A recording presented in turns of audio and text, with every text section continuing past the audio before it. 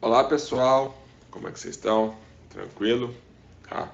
Vamos continuar a aula da semana passada, tá? É um conteúdo um pouco maçante, né? Um conteúdo um pouco complicadinho, tá?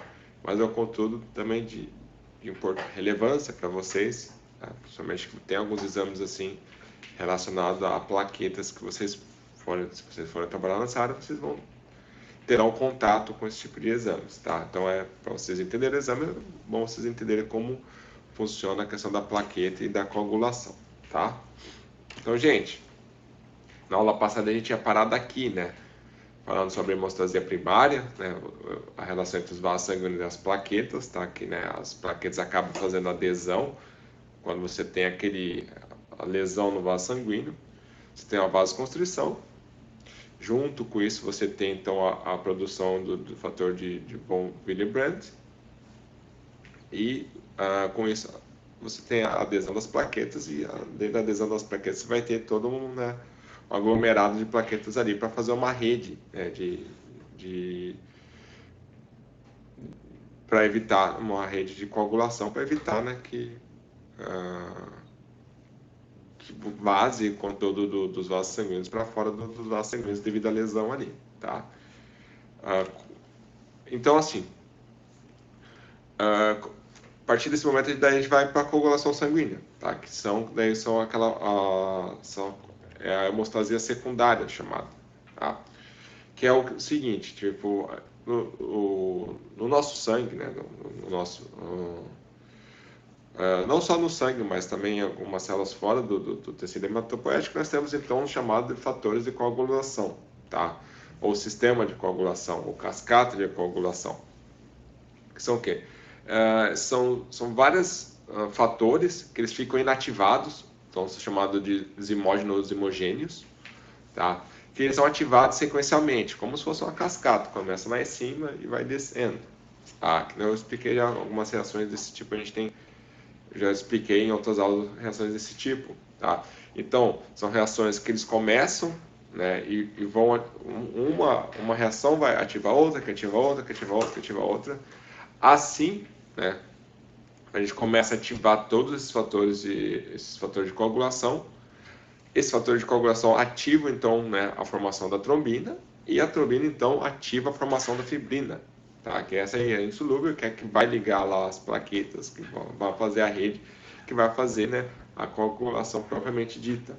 Tá? Claro, não é só a fibrina que faz, mas ela é um dos fatores principais da coagulação. Nós temos, então, para fazer esse processo, nós temos a iniciação, que é aquele que principalmente ocorre ali envolvendo as plaquetas e os vasos sanguíneos. Nós temos a amplificação, a propagação e a finalização. Tá? A gente vai falar sobre sobre essas 4 etapas. Já falei um pouquinho da etapa de iniciação, né, na aula passada. A gente vai terminar a iniciação e vai falar sobre as outras na aula de hoje. Tá? Então, pessoal, aqui então são a cascata de esterilização, né? A cascata de coagulação, tá? Vimos então que, né, temos alguns dos fatores de coagulação dependentes de vitamina K. A vitamina K, então, é aquelas encontradas principalmente em vegetais folhosos, de cor escura, couve, por exemplo, tem bastante, espinafre, tá? Você tem, então, pessoas que têm problema, né, de vitamina K, tem problema de coagulação, podem, um dos sintomas, então, da pessoa, tipo, vai lá, se corta e demora muito tempo para cicatrizar, para estancar o sangramento, ou a pessoa tem diabetes, ou ela tem algum outro problema de coagulação, ou, né, um dos problemas, então, pode ser, então, a ausência de vitamina K, tá? A deficiência de vitamina K. Então, isso daí, através do exame de sangue, o médico consegue constatar se a pessoa está com depressão de vitamina K ou não, tá? E além disso, pessoal, os fatores o 2, 7, 9 e 10, eles são produzidos no fígado, tá? Então, pessoas que têm hepatite, pessoas que têm cirrose, pessoas que têm esteatose, tá? Que é o chamado fígado gordo, todas elas, então, vão ter problema na produção desses fatores de coagulação. Ou esse, então, são pessoas que têm uma predisposição a quê? Tem uma predisposição a de ter dificuldade de estancar sangramento, certo? Então aqui, pessoal, nós temos separados, nós temos o caminho extrínseco, o caminho intrínseco e o caminho comum, aos dois, tá? Isso é uma divisão que foi feita mais didaticamente, tá? E os exames que ainda são feitos hoje em dia, eles levam em consideração como se fossem os dois caminhos, tá? O caminho extrínseco e o caminho intrínseco. O caminho extrínseco, pessoal, envolve moléculas que não necessariamente estão presentes na circulação. A gente vai ver então que vai ter o fator tecidual, tá? Quando, por exemplo, você tem um machucado, né? Um rompimento ali na membrana da parede, por exemplo, da artéria, da vena, do sistema circulatório, tá? O endotélio ali sofre uma lesão, você vai ter a liberação, então, de fatores teciduais, tá? Esses fatores teciduais, então, vão ativar a rota extrínseca, tá? Então, os fatores teciduais vão se ligar no fator 7, tá? Vai ativar o fator 7, daí o fator 7, então, entra aqui na rota comum. Junto a isso, vai ter, então, a sinalização aqui do fator 12, que vai ser ativado, tá? Por algumas enzimas presentes na circulação, devido ao dano tecidual, devido ali, à sinalização, tá? O fator 12 ativado ativo, o fator 11 ativado, o fator 11 ativado ativo, o fator 9, e o fator 9 ativado ativo, o fator 8, tá? O fator 8, então, entra em contato, né, junto com o fator 10 ativado, que vai daí produzir no final, vai produzir o que? A trombina, que a trombina vai transformar o fibrinogênio em fibrina, tá? Que é o resultado final aqui da nossa sinalização. Claro que a gente tem também que esses fatores de transcrições, esses fatores de coagulação vão estar envolvidos em sinalizações em outras rotas. Tá? Então, mas em questão da sinalização para a produção da fibrina, né? Da sinalização pela coagulação, essa aqui é a cascata. Tá? Aqui, então, pessoal, são todos os fatores de coagulação envolvidos no processo de coagulação, né? Coagulação secundária. Eles são numerados de 1 a 13, tá? Aqui no nome você tem o nome preferencial, né? O nome que é o mais utilizado. E aqui então você tem alguns sinônimos, porque alguns desses fatores, eles foram descritos relacionados a outra, né? Algum outro sinalização, tipo, apesar de estar envolvido na questão do fator da coagulação, ele também está relacionado a outros eventos, tá? Então, às vezes, o cientista está estudando algum outro evento, encontrou essa molécula, colocou o nome dessa molécula de alguma outra coisa, tá? E acabou vendo que a real importância dele é na parte da coagulação, ele recebeu outro nome, tá? Ou às vezes acontece né, justamente um cientista está estudando a cascata de sinalização do fator, estudando a cascata de coagulação, outro está estudando, por exemplo, a questão de sinalização de células tumorais ou células, enfim, questão, por exemplo, de anemia, alguma coisa do tipo. Eles podem estudar a mesma molécula, né, só que não estarem conversando e acabam um dando um nome e outro dando outro. Tá? Então, acontece isso não só na questão da coagulação, mas como assim, a gente acontece muito isso entre moléculas, por exemplo, do sistema imune, sistema nervoso, tá? Que quem descreve primeiro acaba dando o nome. Né? E às vezes a molécula que está presente no sistema nervoso, mas ela também está presente no sistema imune, às vezes ela acaba recebendo outro nome lá também, porque não por maldade, mas é só porque a pessoa em nenhum momento achou que fosse a mesma coisa que eles estavam vendo, entendeu? Então acontece, pessoal, tá? Hoje em dia acontece bem menos, mas antigamente, como não era, né? As áreas não se comunicavam tanto, né? A pessoa que estudava a parte, por exemplo, do fator de coagulação não estava estudando, por exemplo, sei lá, sinalização tumoral, por exemplo. Então, às vezes, eles estavam descrevendo a mesma, né, a mesma proteína ali, que essa mesma proteína está relacionada a ambos as cascatas, só que, né, um deu um nome, outro deu outro, tá? Então, é por isso que a gente tem, então, vários sinônimos aqui, né? Vários nomes diferentes para essas moléculas aqui, beleza? Então, essa foi a via descrita, pessoal, tá? Na década de 60, isso aqui foi proposto, tá? Ele divide, então, a via intrínseca e a via extrínseca, tá? Então, que nem eu falei para vocês, isso aqui é uma separação didática, porque no organismo, né, fisiologicamente, não tem essa separação. Tá acontecendo tudo ao mesmo tempo, tá? Tá a via extrínseca ali, sinalizando ali naquela região que sofreu o dano, e a via intrínseca também está sendo ativada, tá? E as duas estão ali se comunicando, tá certo? Então, essa separação acontece por didática, e também a gente vai ter exames que vão, né,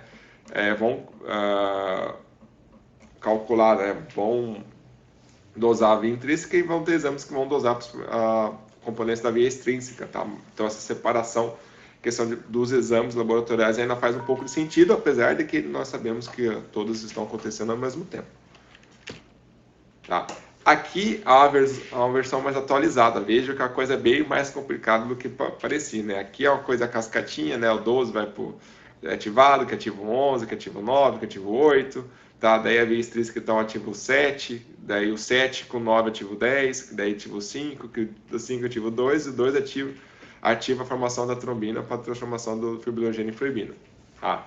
É bonitinho aqui, mas não é assim que acontece na natureza, né? A natureza geralmente é um caos, tá?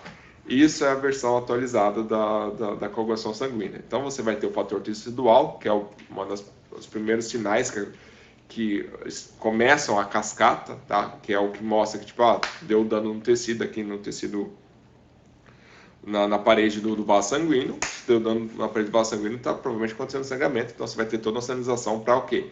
Para naquela região você formar então a fibrina, que vai fazer essa rede então de proteção, tá? Essa rede que vai impedir com que continue o vazamento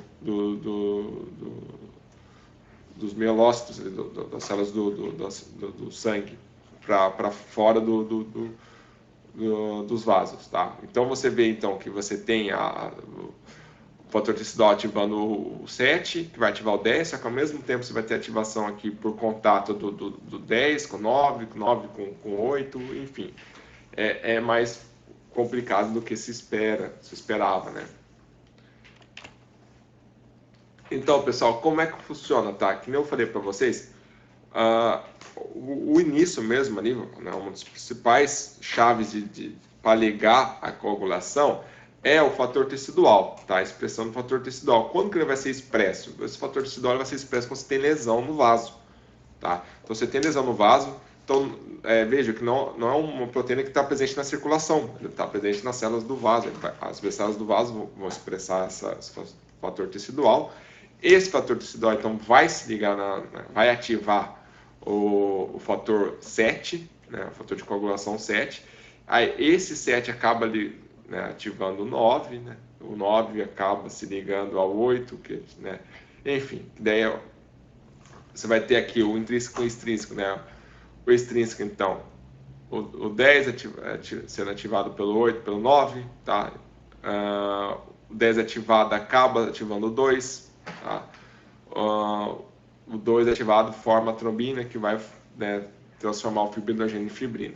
Tá? Essa é a visão mais atual do quadro, né, da cascata de coagulação. Então, aqui eu coloco então dois grandes complexos, né, o fator 8 ativados e 9 ativado e 8 ativado, né, formando o complexo tenase, e o fator 10 ativado e o fator 5 ativado, esses dois aqui, formando o complexo de protrombinase, tá? Por que protrombinase? Porque eles vão formar trombina, tá? Então, você tem esse complexo, então, que esse complexo unido faz o que? A ativação da formação da trombina, tá certo? Então, você precisa tanto como esse complexo extrínseco como intrínseco, ambos são necessários para ativar a formação da trombina, tá? Veja aqui que você vai ter sinalização dos dois lados para a formação da trombina, tá? A iniciação da coagulação no sangue se faz mediante expressão do seu componente crítico, o fator tecidual, que nem eu falei. O principal gatilho ali para a iniciação da sinalização é a presença do fator tecidual. E esse fator tecidual ele vai aparecer ali na presença, o quê? De um dano no tecido ali endotelial do vaso. Então, no que se refere ao sistema de coagulação, a utilização de intrínseco e extrínseco, né, ele é utilizado, além de didaticamente, que nem eu falei, na interpretação de dois exames laboratoriais, tá? Nós temos, então, a TAP e a TTP, tá? Então, você vai ter, a TAP vai ser relacionada, então, à via extrínseca, tá? E a TTP, então, vai ser relacionada à via intrínseca, certo? Aqui, então, mostrando, né, novamente a forma em cascata, aquela proposta em 1960, na década de 60, né, 64, para ser mais exato, tá? O 12, enfim, toda a rota novamente, tá? E mostrando, então, que algumas são, que nem eu expliquei anteriormente, que são dependentes de vitamina K, tá? Vitamina K. Sem a vitamina K, a vitamina K seria tipo um cofator. Sem esse cofator, você não consegue a produção desses fatores de transcrição, esses fatores de coagulação. Sem esses fatores de coagulação, você tem o quê? Que a cascata interrompida, tá? É por isso que então pessoas têm deficiência de vitamina K, têm dificuldades em coagulação, tá? Eu vou pausar um pouquinho, pessoal.